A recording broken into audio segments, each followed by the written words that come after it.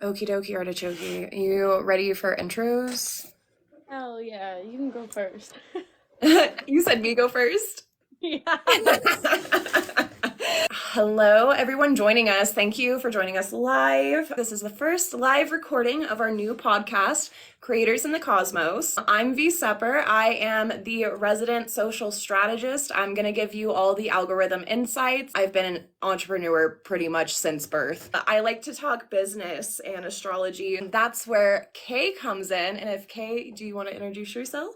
I am Kay. I am 50 Shades of Kay on almost every social platform. I'm the resident astrologist, and I'm going to teach you all the transits and give you the know on how to navigate your life and utilize what's happening in the sky for the benefit of your life and how to make it the best time ever, even when things go heavy. Oh, I guess I should tell you guys how we ended up here. I have wanted to do a podcast for probably 4 years now, and maybe 3 or 4 months ago, it finally clicked for me like what purpose that podcast was going to have. I'm a social strategist, I'm a content creator. I've been doing this for like pretty much my entire career, alongside a lot of other random ass side hustles. I really also enjoy like the world of astrology, but I can't just do something normal. So instead of just learning astrology, I've brought on my long-term bestie, who also happens to be a well-studied astrologer. I know you don't want me to call you an expert, but No. she knows her shit. She just doesn't have the confidence. Kay and I have known each other since elementary school. Did take a brief hiatus from existing near each other for like a decade. We reunited and have probably spent more time with each other across the country every week than I do with my own spouse. Okay, so with all of that being said, Kay, would you like to jump into our first astrological transit segment? Absolutely. On the 18th, which will be Thursday, planning, mapping, content work, a good day for networking or physically working out. What day is that of the week? On Thursday. So motivation is in the air for that day. And then the 19th is a day to throw your shit on D&D. It's not a very cash money transit. We have Venus in Saturn squaring Neptune in Pisces with Mercury in Capricorn trining Jupiter in Taurus. It's a good day to throw your whole life on D&D. There's a lot of like butthurt energy there, and everyone's gonna be sensitive. So try your best to bury yourself into work, be productive. With that Mercury in Capricorn, because Mercury rules communication, you might receive some good news regarding career and finances. Oh, cool. I'll take that energy and I'll raise you a do not disturb and just start a fight. Ready? It's the chaotic neutral of it all. Like, if everyone's gonna be butthurt, I might as well take advantage of it. Absolutely. As far as like content planning goes, what do you guys think about the transit of donating time? We have a few days here that's really good for mapping. Me personally, I think the fact that it lands on the 18th, which is roughly the middle of the month ends in the middle of the week. So I would realistically, as a content planner, say that that's 3 weeks out from next month's content. Somewhere between the 17th and 19th is where I would personally start working on my strategy for February. I do mine in layers because neurodivergent mind, and I also am working on 1,200 projects at once all the time, so I have to take things in little bites. So on the 18th would be a great time to actually work your content strategy, figure out what you're gonna post next month and why you're gonna post it. Once you have a good roadmap, it makes everything else so much easier. There's a lot of trial and error to that, but I would always recommend the middle of the month to be where you start planning for the month ahead to make it less stressful on you long term. I love when things align so perfectly like that. Literally. Really, that whole week is so good. I mean, if you start on the 19th or 18th planning and then move to the 19th, go do not disturb mode, like my Virgo can hyperfixate and make a plan so much faster if no one fucking talks to me. So I know I was saying start a fight, but actually the 19th might be a really good day to go do not disturb and just honor yourself, honor whatever your business needs that you've been neglecting. Absolutely. Peachy has entered the podcast. Hello, my beautiful, wonderful favorite baby. Absolutely, especially because like the next day, so we have a lot of transits that week, right? We're looking from, let's start the 15th on a Monday. So we're starting from the 15th, the 18th, the 19th, and then the 20th. We have transit all through the week. Now the 20th is a really good time to reflect. So all the work that you're gonna do the 18th and the 19th and setting yourself on D&D and setting yourself up for success is absolutely amazing because you have a retrospect meeting an optimism transit. So we have the sun in Capricorn conjuncting Pluto in Capricorn. And then we have the sun entering Aquarius and Pluto entering Aquarius, which means that we're going from two signs entering the same two signs. So you're going from Capricorn to Aquarius. Oh, damn. So everything that you've built, we're gonna turn from a me, which is very Capricorn energy, which is amazing, right? Because we love self-growth. But we're gonna turn to a we, because Aquarius rules innovation. Aquarius rules everything that is inquisitive, everything that is intelligent. And you're going to reflect on everything that you have achieved from all of this Capricorn energy. From, I'm going to say the 9th because I don't like shadow energy that much. Because Mercury technically went direct on the 1st. I compensate in for shadow energy when I do my astrology. And that's just a personal thing. Not all astrologists will agree. I love to quote Hermit Tarot. I don't know if anyone knows her. She's an Australian or New Zealand tarot reader. She's mainly on YouTube. Take from it, don't let it take from you. So if it doesn't feel good, out the door, because in retrospect, even with this trans, it may resonate at a later date. That's all about learning. That's everything. And then, you know, we do have the sun entering Aquarius. So we're shifting from a me to a we as we embrace a shift into a community mindset. And we're taking note of world events and changes in technology, community, and how we view the world. With everything happening in the world right now, we may see, I don't want to say protests, but possible like protests around the world, advocacy work, because we are shifting into a community mindset. We might see new technology come out, things being brought to light, and I know we do have a lot of things coming to light around the world currently. And it's just so crazy because, you know, you guys said how, you know, you're gonna want really just invest into yourself in these few days and plan ahead. And we're definitely going to want to do that. The 23rd, so we're going into the next week, which is a Tuesday. We're gonna have relations starting to settle. So we were feeling the wrath of Juno. This is going to be a really good window, right? Because we have the full moon in Leo, which is all about passion, loyalty, confidence, ego, glamour. But we have Venus entering Capricorn. Relationships are gonna start to settle, and we're valuing loyalty, relatability amongst everything else, especially with Capricorn ruling everything that's like practical. Relationships aren't just romantic, right? So this is going to be friendship. This is going to be business. It's going to be romance. But for the next 4 weeks, you're going to want to search and delve into relationships that help you achieve mutual ambition. So really good for career moving, really good to plan collabs when it comes to social media, I would say, especially because we're in Aquarius season. So everything's about innovation and community. So you're saying from now till basically the first week of March is a great time for this. Great time for collabs. Good time for content planning, or even I may go as bold as saying finding someone like you who is, you know, a social strategist and a social media manager to assist you in these endeavors. Like if you really want to grow your audience, like now is the time. Everything's very career driven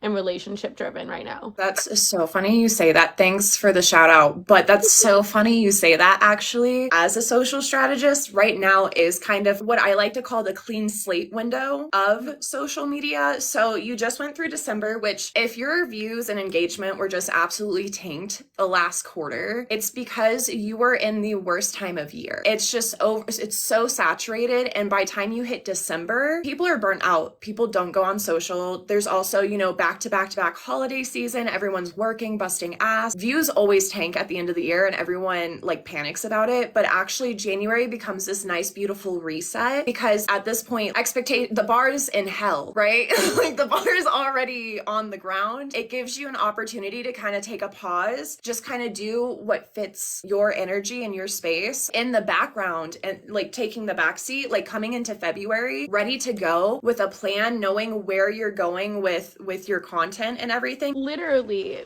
it's the perfect time. And I literally just noticed that. I know we did our overview before we started. No, that's why I wanted to talk it out though, because I'm actually like hearing you the second time around because neurodivergency, you know? The astrology is like perfect for all of that right now. And I know a lot of people really want, you know, that key for content planning. Sometimes after that burnout, you're just not ready. But the astrology right now is showing that, like, not only in, say, people's hearts compatibility wise, but just in the sky, there's an overall motivation for everyone. Not saying that like interpersonal relationships, connections, and energy, you know, they can alter throughout the transits no matter what. But like with the full moon in Leo, and like the confidence is just gonna be there to post, to do this, to reach out. The astrology is, don't be afraid to put shit out there on the 25th, because the algo may just take it, and I may be so bold, you could go viral.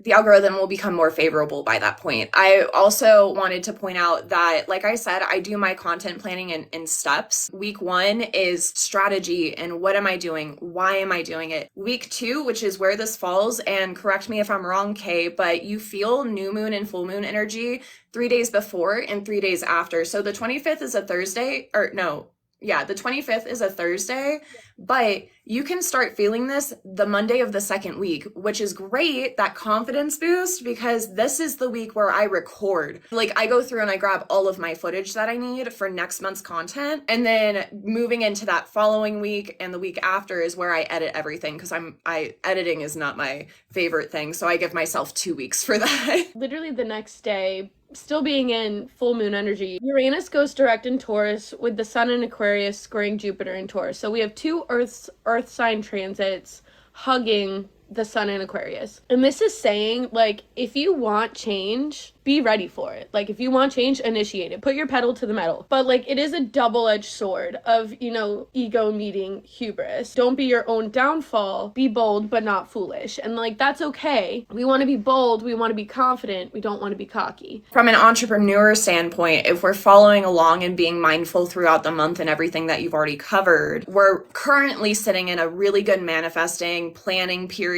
for literally anyone, but more, you know, entrepreneur oriented. If you're sitting down right now and you're making the plans and you're using intention, by the time you hit this point of the month, like, it's kind of go time, and you can either take those plans that you carefully curated and follow through on them, or if you're winging it, it's going to be a lot more chaotic, right? Yeah. So, like, having the confidence to apply your plan, because we still have time. So I just wanted to point out, when you were speaking, it was 11:11. Love the even numbers. It's always a 111 for you, isn't it? Or no, it's 11:11 for you. I'm thinking it's much later in the day. Kay's never up this early. Today being the 12th, once this transit hits on the 25th, we have 13 days of a window of planning, which is the 2-week mark that you were talking about earlier. After that, you've already done your stuff, right? You filmed, edited, and now you can set things into motion for next month, which is perfect for the next day, which is a Saturday, the 27th. So we have a lot of transits this month. Now, I don't necessarily like the energy of the 27th. There's 1, 2, 3, 4 things happening in the sky at the same time. Hey! No, literally, we have Mercury in Capricorn conjunct Mars in Capricorn, with Venus in Capricorn sextiling Saturn in Pisces. That's so much Capricorn. A lot of Capricorn energy and giving aggression. It's giving fight, but it's also giving asking for forgiveness, not permission. You're going to be able to, like, kind of charm people to get what you need to do. It's giving gaslight, gatekeep, girl boss. This is also saying, especially with that Venus in Capricorn, sextiling Saturn in Pisces, this is a dreamy yet focused energy. Don't do anything physical with people, because you're going to be stuck with this person for a little bit. Unless you want that, right? Yeah, I get it. Again, you know, gaslight, gatekeep, girl boss. We're looking, but making the right decision. And the next day, in Capricorn, trining Uranus in Taurus, with Venus in Capricorn, trining Jupiter in Taurus. We have 2 earth signs going. So there's going to be more good news when it comes to career and finances. Any problems can be resolved with determination and focus. And there's a lot of luck with love today, because Taurus is in a transit with other planets. That is its natural, right? So Venus is ruled by Taurus, and we have Jupiter in Taurus. So Jupiter is the planet of luck, and Taurus is ruled by Venus, which is love. So there's a lot of luck with love today, and putting roots and foundations down, and finding steady partners in business. So the 23rd through the 28th, that 5-day window, is a beautiful time to build business connections and relationships. Again, going back to getting you your strategist, getting you your astrologist, getting things set in motion for your business. It's a beautiful business day, and it's also a beautiful love day. And if you want to manifest a life partner, it's a good day for that too. It's a great day for that. So you're going to be rereading your manifestations that day? Oh, absolutely. My manifestations from this Capricorn new moon, heck yes. And then to finish out the month, we have Mars in Capricorn trining Uranus in Taurus. So this is your 3-day weekend.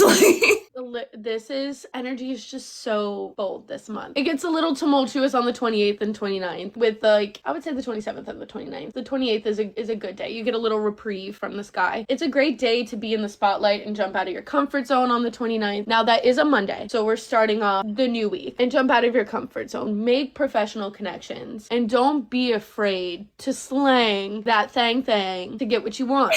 Really put it out there, because you need to get what you want. That's really it. It calms down on the 29th because we got 2 days, and then we're gonna end up into February energy, which really excited to see the February transits. I haven't quite looked it up, but I could probably actually. So while you're doing your thing, I'm going to circle back to that weekend of the 27th through the 29th. I'm really stoked for this because I'm actually going out of town to a very niche spot that I would like to be clientele with, or find clientele within this niche area that I will be in that weekend. So the fact that it's good for networking, this would also be a good time at this point in your content creation process. We should be editing for at least the first, maybe even the second week of February. Those videos should be ready to go. Once those are ready to go, if you have extra space and extra time, maybe cycle back around to your email list. I'm a visual artist. I'm heavily dyslexic. I hate writing shit. I do have an email list. I don't advertise it as heavy because I hate writing emails. So this would be a good time to take a moment and reach out to those people, because the thing with an email list is these are people who have signed up and said, hey, tell me what you're doing. I want to know. My algorithm won't bring it to me, but my email box will. So even if it's just,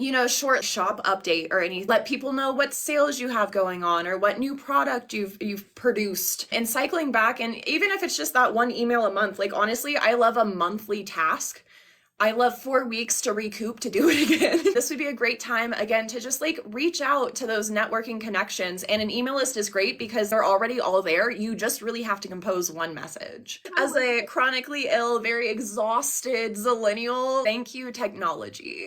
So just gonna finish out the week. We're starting the 1st of February, which is gonna be midweek. That's a Thursday again. Thursday, Friday, Saturday. The moon is gonna be in Scorpio, and it's gonna be scoring Pluto in Aquarius. We have the planet of destruction with the planet of innovation, spirituality, education, everything higher, right? This is going to be a struggle of power and control today. Today's a good day to take the backseat. The first will be the good day to take the backseat. Blow cinnamon through your door still, but there's going to be a lot of drama. Maybe we just do a really nice cleanse. Keep it cool. And because the moon is entering Scorpio, there's going to be a lot of passion, and energy is going to run high. You're going to want to stay in control of it and use it to your advantage. The struggles in power and control is just not going to be productive, but if you divert that energy correctly into maybe, I don't want to say low energy tasks, because for some people, that may take 2 or 3 spoons to edit. Maybe even writing things down, getting your emotions out on a piece of paper instead of out on people. Just don't get sucked into the drama. That's a good day to probably stay off of social media. I would say that's a D&D day too, and kind of relax. And then the second, we have Mercury in Capricorn sextiling Neptune and Pisces. So much imaginative energy. We have Pisces and Neptune. Pisces is such a dreamy energy, so you can maximize your imagination and get creative. So the pause that you took the day before, you can divert and maximize productivity that day. So for big energy swinging in work and play, being bold, planning. Yeah, I was gonna say that makes so much sense to me, because for me, I like to take the first of the month when I do my spiritual practice. I do like to unplug. I've already preset what whatever I need to post that day. I wake up crazy early for Mountain Standard Time, but an average time for Eastern. So I wake up early, I post and I ghost, and I won't even really respond to people that day. And then as you were saying, moon hits Scorpio that day too.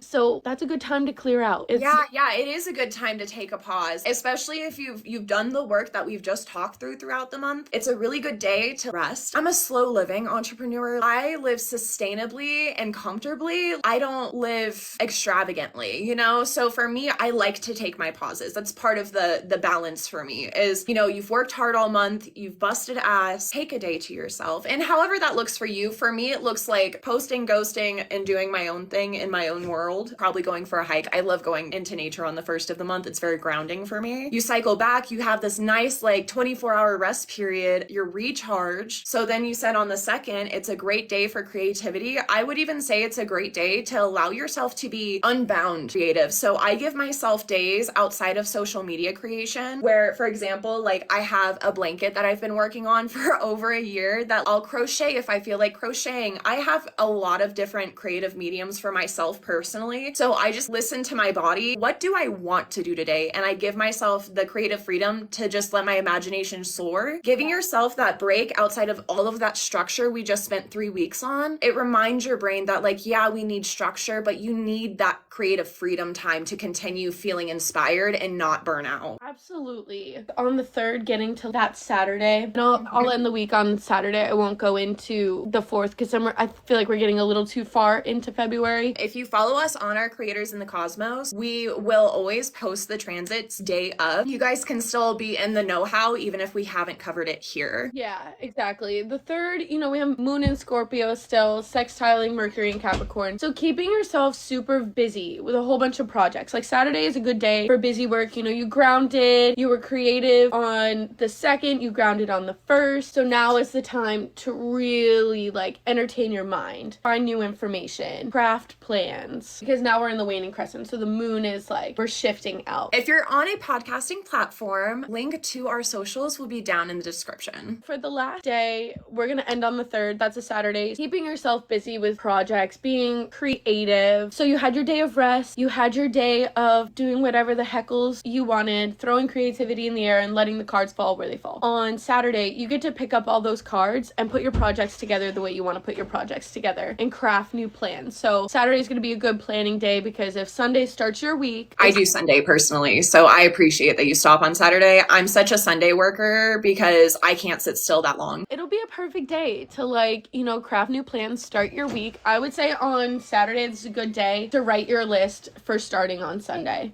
or Monday, because like for them, they start on Sunday. For me, Sunday is actually my Friday for my work week. You know, that's a-okay. My content schedule versus my work schedule are two totally different schedules. Yeah, those are the transits we have. And, you know, January looks like a really good month. Besides, I would say it was the 27th. Yeah, the 27th. Just don't fight anybody. Yeah, or do. I mean... Maybe you need that release. Maybe, but that's your choice. It's not my choice. For legal reasons, don't. In summation, you know, the next week and a half, the next week, so I would say the next 7 days, 6 to 7 days, great for planning. And then, you know, you hit the 19th where you're going to want to take your reprieve day. You're going to want to rest, throw it on D&D, be productive. And then the 20th through the 29th is literally just setting everything into motion. I love that. You get 2 days of rest, the 30th, the 31st, and like the 1st, if you want to say 3 days. And then the 2nd, you're getting creative, throwing all the cards to the wind. Saturday, you get to pick everything up and plan again on February 3rd of the month. The natural cycle. And the 25th, I love the full moon in Leo energy. Everyone's going to be large and in charge. Be bold. Okay, so before we call it a pod, the last segment of today is going to be some algorithm basics. So since you're going into planning mode this next week, let me give you a few tips and tricks as just what the algorithm best practices, in my opinion, are. And I say in my opinion because you're going to see a lot of different social strategies online. The reality is there's never one particular puzzle piece that's like, this is the end all be all. It's a lot of different opinions. It also depends on who you are as a person. I mentioned earlier in the episode, I'm a slow living entrepreneur. So like, I'm here to sustain myself, but I'm also here to go touch grass as much as possible. When I guide my clients through things, I try to ask them to meet themselves where they are at. Like, if you don't have the energy to post 1,700 times a day, don't do that. So what I'm saying is, as we mentioned earlier in the episode, what was it that you say what was the quote? Take what resonates, leave what doesn't. Don't let it take from you. Exactly. And the same goes for the algorithm. The algorithm is an energy. It gives, it takes. And if you don't position yourself on the right side of that, it can be really draining. So when I talk to my clients, I want them to meet themselves where they're at. If there's someone who gets very easily overwhelmed by social media,